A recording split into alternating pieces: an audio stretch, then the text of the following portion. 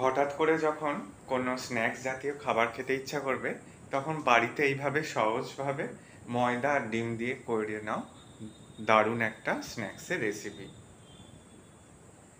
রেসিপিটা বানানোর জন্য আমি এখানে এই বাটি মাপ করে নিয়েছি 2 বাটি মতো ময়দা, 1 চিমটে লবণ, সাদা তেল দিয়ে দিলাম ময়ানের জন্য। ময়দার সাথে তেলটাকে ভালো করে মিশিয়ে নিচ্ছি। এরপর জল দিয়ে ময়দাটাকে মেখে নিতে হবে।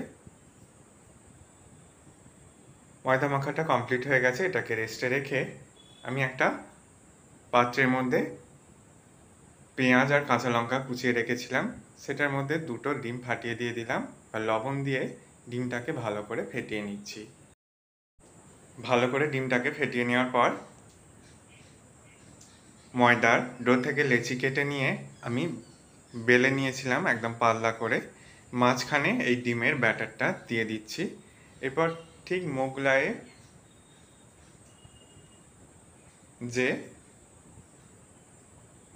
শেপ দেওয়া হয় সেইভাবে দিয়ে নিচ্ছি, দেখো ভাঁজ করে।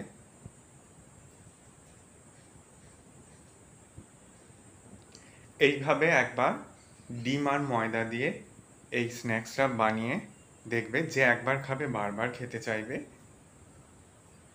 থাকে খুব কম সময়ে বানিয়ে নেওয়া যায়। করে নিয়েছি। এবার আগে থেকে তেল গরম করে নিলাম, জাস্ট ভেজে নিলেই হয়ে যাবে। গ্যাসের ফ্লেম মিডিয়াম টু লোতে রেখে এটাকে ভেজে নিতে হবে। আমি 2 পিঠই এগুলোকে সুন্দর করে ভেজে নিচ্ছি।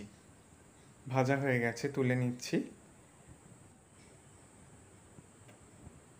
দেখো ভাজা কমপ্লিট হয়ে গেছে, প্লেটে সার্ভ করে তোমাদের কেটেও দেখিয়ে দিচ্ছি কতটা লোভনীয় হয়েছে এই স্ন্যাক্সের রেসিপি। আশা করি রেসিপিটা তোমাদেরও ভালো লাগবে। ভালো লাগলে বন্ধুদের মধ্যে অনেক শেয়ার করো, লাইক কমেন্ট করতে ভুলো না। সকলে সাবধানে সুস্থ থেকো।